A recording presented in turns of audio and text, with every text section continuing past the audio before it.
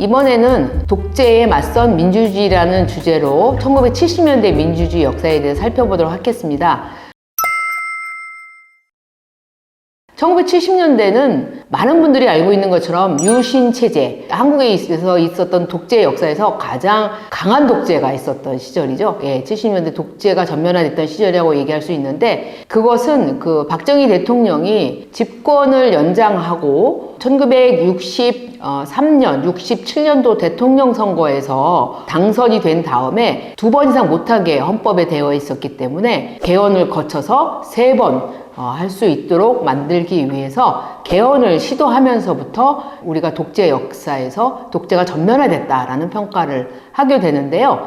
이 삼선 개헌을 위해서 1967년도에 있었던 6.8 국회의원 선거를 완전히 부정선거로 합니다. 거의 3.15 부정선거에 4.19 혁명을 일으키게 했던 3.15 부정선거에 버금가는 그런 그 부정선거를 했습니다. 상당히 재미있는 사건은 뭐냐면은 아예 법을 국회의원 선거법을 바꿔가지고 대통령을 비롯해서 선출직 공무원들, 그러니까 국무총리나 장관 이런 선출직, 별정직 공무원들은 모두 선거운동을 할 수 있도록 이렇게 한 거죠. 그래가지고 이 대통령과 이 국무위원 장관들이 전국을 돌아다니면서 개발 공약을 남발했습니다. 그래서 어쨌든 이 삼선 개헌을 하려면 삼선 개헌에 필요한 의석수를 확보해야 되기 때문에 별의별 일을 다 했죠. 그리고 정말 돈 나눠주고 그 다음에 투표할 때 공개 투표하고 야당 그 참관인 없이 개표하고 뭐 이렇게 해서 난리가 났었습니다.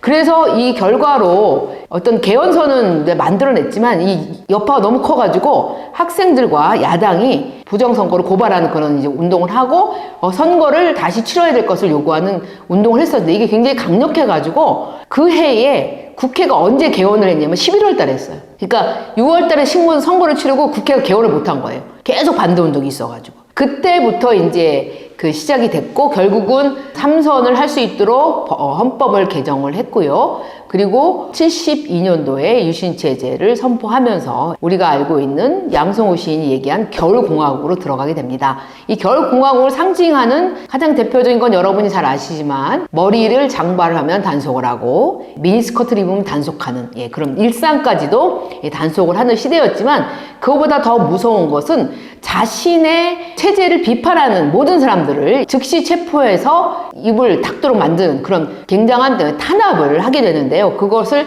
하기 위해서 만든 게 긴급조치였습니다. 그래서 긴급조치를 9호까지 발령을 냈는데요. 이 긴급조치는 가령 4호 같은 경우에는 고대에 딱 콕 집어서 고대 학생들의 어떤 시위를 막기 위해서 한다든지 이런 방식으로 정말 자신의 독재체제에 반대하는 것에 대해서는 아주 지독하게 탄압을 했었던 그런 시대였습니다.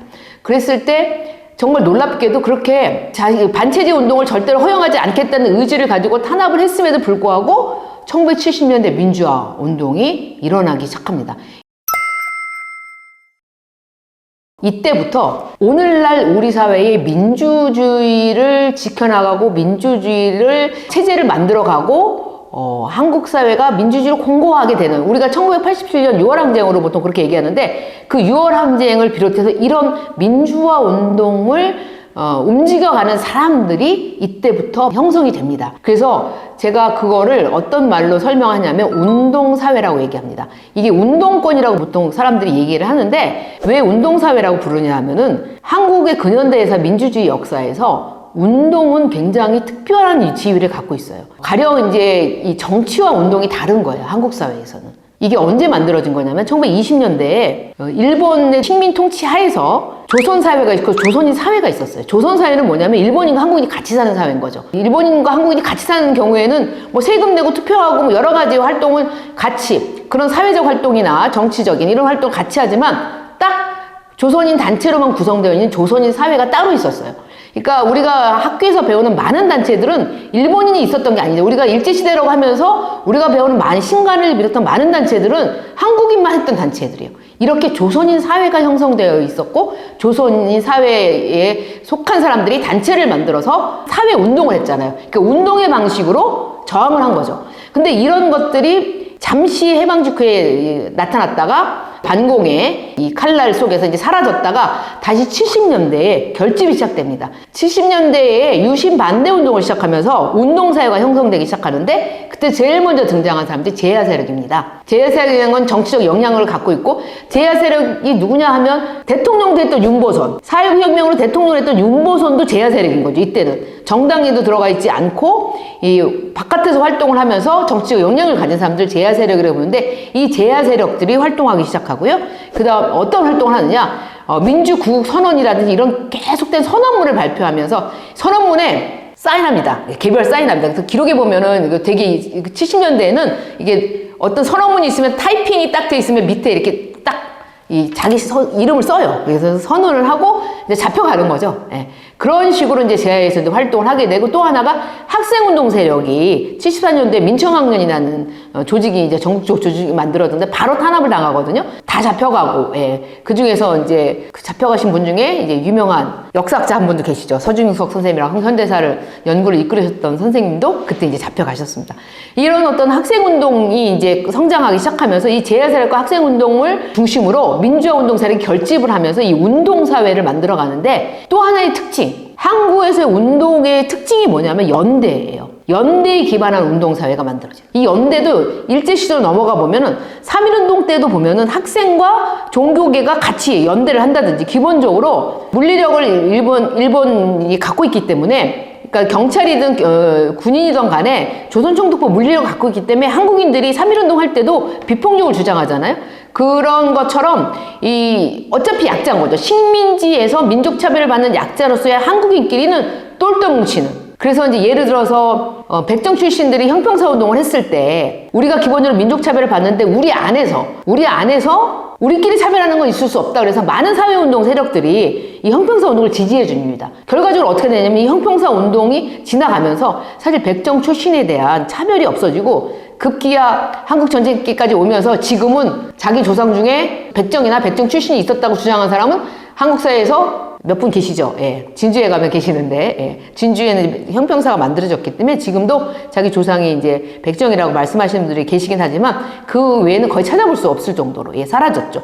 이렇게 일제시대부터 한국인끼리 연대해서 사회운동을 통해서 강자인 조선총독부에 저항하는 이런 어떤 습속이 있었는데, 이것이 70년대에 와서 강력한 유신 독재 하에서 반유신 운동을 하게 되면서 이 연대라는 것들이 강화가 되는데, 이때는 좀 개인적인 연대들이 많았고요.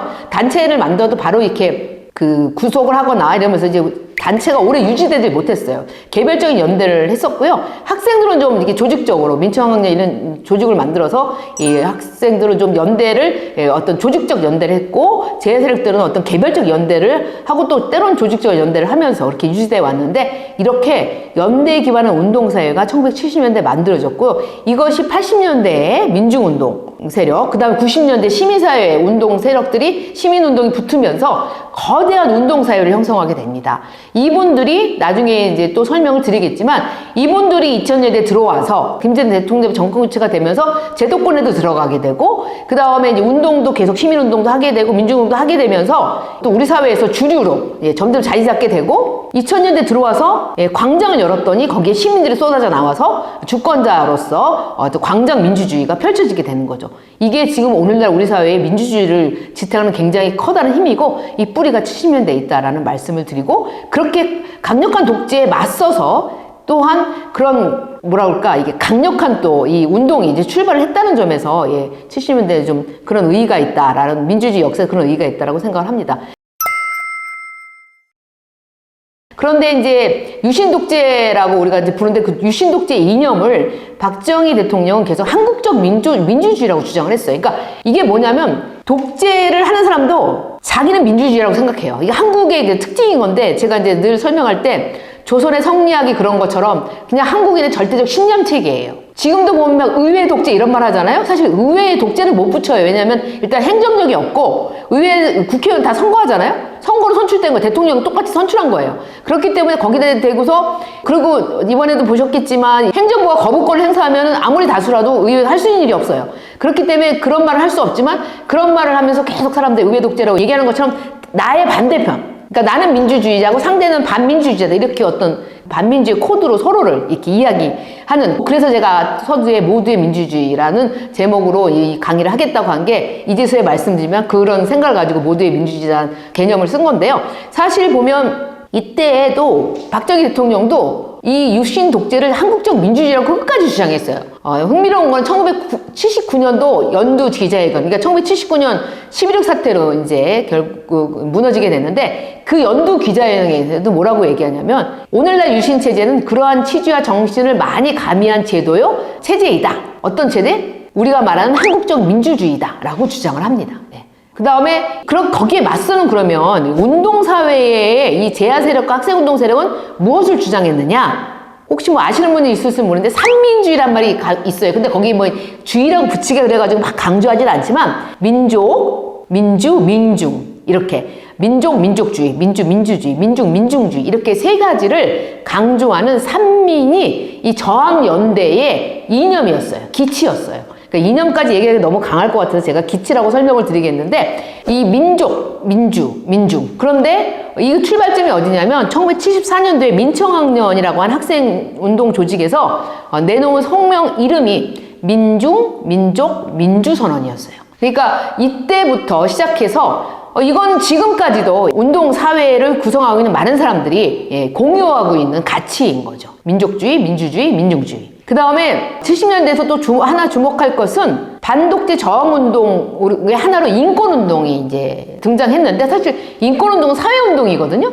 그런데 이때 민주화운동으로 등장을 하게 된 거예요. 왜 그러냐면은 이때 인권운동이 왜 등장했느냐? 유신독재에 저항하다가 잡혀간 사람들을 우리가 그 당시에 뭐라고 불렀냐면 양심수라고 불렀어요. 그래서 양심수 석방운동부터 인권운동이 시작된 거예요. 그래서 이 인권운동이 민주화운동의 하나로서 출발을 했고 80년대, 90년대 넘어가면서 본연의 사회운동으로서 자리를 잡게 됐는데요. 이 인권운동이 반독재 저항운동으로서 1970년대에 본격적으로 나타나기 시작합니다. 이렇게 독재에 맞서서 민주주의가 활짝 꽃핀 상당히 이게 독재와 민주주의는 강하게 충돌을 하게 되는데 이 강하게 충돌했을 때 독재에 제압당하지 않고 민주주의 세력이 확장할 수 있는 토대를 70년대에 만들어졌다는 점이 중요한 점이라고 할 수 있습니다.